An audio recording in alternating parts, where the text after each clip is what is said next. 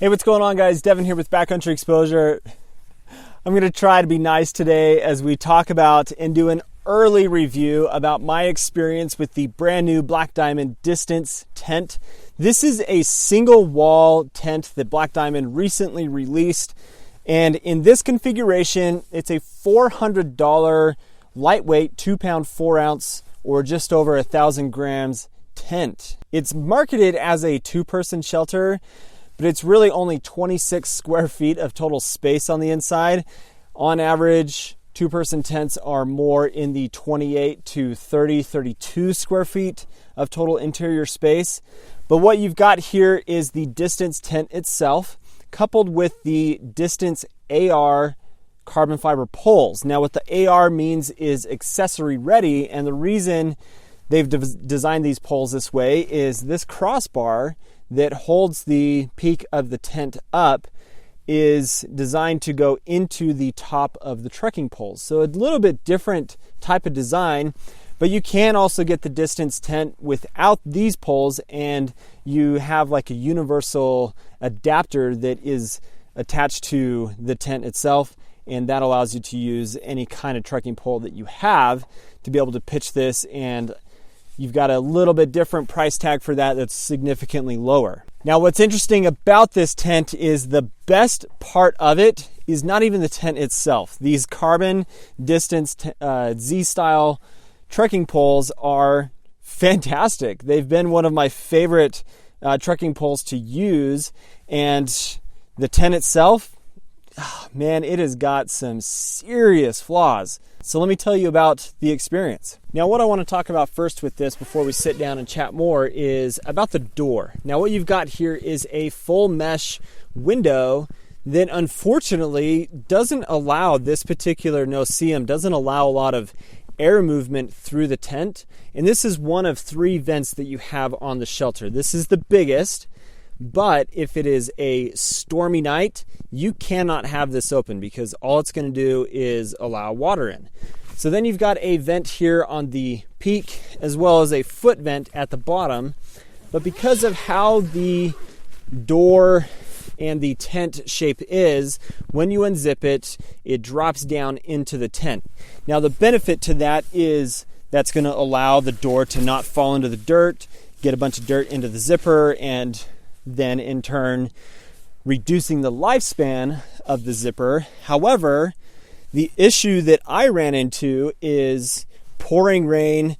I wasn't ready for the crazy hailstorm that we were about to experience, and so once I was able to get all of my cooking gear and stuff cleaned up when the hailstorm came through, the tent was already soaked.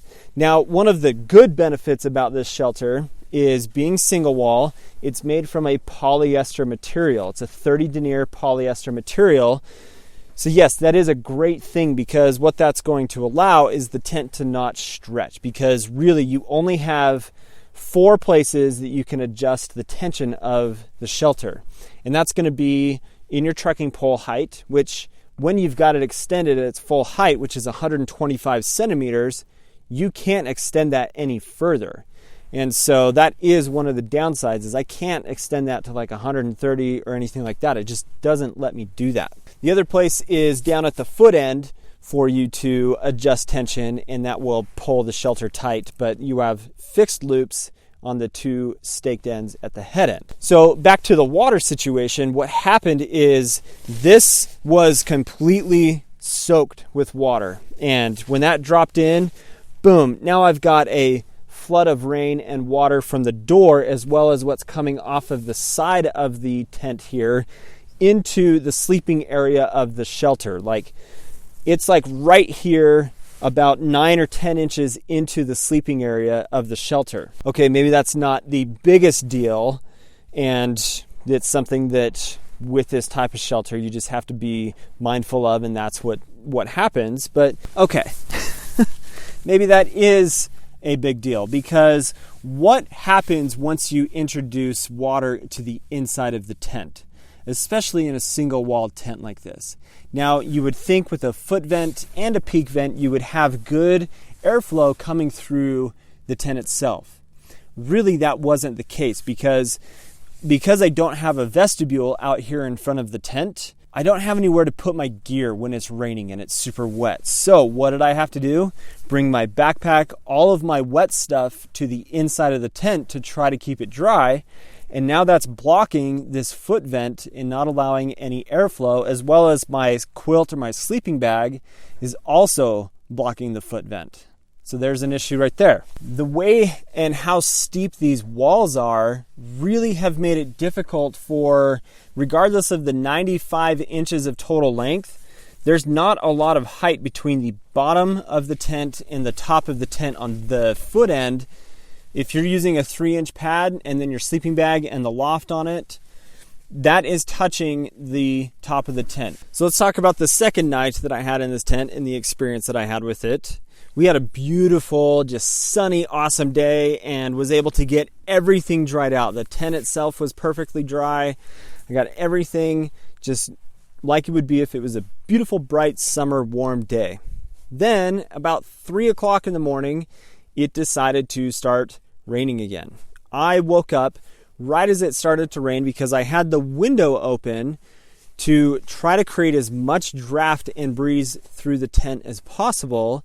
And I noticed that even with a perfectly dry, semi-humid condition, that the entire tent was covered in condensation on the inside. There was no airflow. There was nothing that was providing this an opportunity to remove the condensation that was coming off of my body and my breath and attaching to the walls because it was colder outside. Then, as it started to rain, I'm thinking, why is my face getting wet? And I'm looking up at the peak vent right here thinking, oh my gosh, water is coming through the peak vent. No. The peak vent did its job.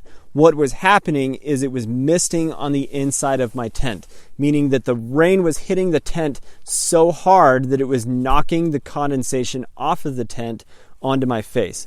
My entire sleeping bag was soaking wet. Everything inside of the tent was wet. I had water pooling around the edges.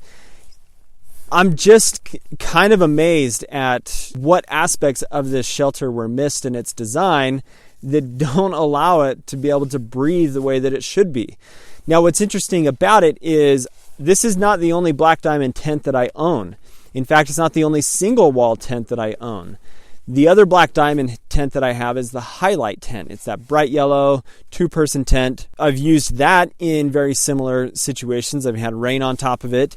Yes, it has also developed condensation on the inside of it. That happens with a single wall tent. That's just how things work with a single wall tent. You have to be mindful of that. However, the condensation that came from this is leaps and bounds way worse than what I experienced from the Highlight tent. Is it fair for me to sit and talk about all of these negatives of this particular shelter after one experience with it, after one trip? Yeah, I absolutely do think so, because I don't live in a super humid environment. Yes, it hailed, it rained, and it was a scenario that invited condensation that would be something that you would experience on a single wall tent like this. I anticipate it happening in the future, even in the middle of summer when it's super dry and there's not a way for there to be airflow on the inside of the tent when the air temperature outside is colder than the air temperature on the inside of the tent. I think that Black Diamond may have gone a little bit too fast in implementing this style of shelter. Now, they do have a long history of making quality tents. That Highlight tent from them is one of my favorite shelters, and in 3-season use, it does a great job. The weight savings on this and how small it is, that's a huge plus. That is something that I think they did a really good job on. And marketing this towards mountain adventurers and thru hikers may not be the best application until they maybe can take it back to the drawing board and say, how do we create something that has better ventilation and allows for this to create good airflow so that you don't have, even in dry environments, condensation buildup on the inside of the tent. But the design, without having a vertical wall right here, when you've got a wet door that drops into the shelter and it's raining, regardless of if I'm really careful and I zip this down and let it fall out, then rain is getting caught on the door here. Rain is falling on the inside of the shelter, or just the fact that this doesn't stop any water from dropping into the sleeping area really is a frustrating aspect about having a shelter like this. And it made managing myself in the backcountry that much more anxiety filled, because I've got gear that I've got to worry about, and making sure that I'm able to keep myself warm and comfortable in the backcountry. This didn't provide that on this particular experience. Now, will I take it out on other trips? Yes, I'm absolutely going to try this in other scenarios and other types of conditions, but I felt like it was important to share what I felt like were some of the design issues with this shelter that haven't allowed it to be able to provide the experience that I want. I want to compare this really quick to the Sierra Designs Flashlight 1 tent that really is a very similar design to what this is. That was a hybrid single layer design tent that had a gear shelter that was on the door side of the tent that had a huge wall panel of no-see mesh right here that allowed for really good air ventilation, as well as a generous sized foot vent as well that was much higher in height than what you have here. So that would be some of the changes that I would like to see from this particular shelter: an increased foot end height that doesn't have to make this 95 inches in length. It could be 85 inches, and somehow push the head end back a little bit and raise the foot end, even if you have to add some kind of pole structure that creates some kind of peak like you see like on the Tarp Tent Pro Trail, something like that. And then additional opportunities for maybe another type of vent up here that has an awning on it that allows for additional ventilation. The door vent and window that is on there, to me, is obsolete unless you have perfect conditions. So guys, that's my initial early experience with the Black Diamond Distance tent. At this time, I don't recommend it. But let me use it some more. Let me get more field experience with it and see if I continue to have the experiences that I have with it, or if this first time was just a fluke, which I don't think it is. But thanks for watching, guys. Leave your comments down in the comments section. Appreciate you watching. If you're not subscribed to the channel, please do. As always, have an awesome day. We'll catch you on the next video.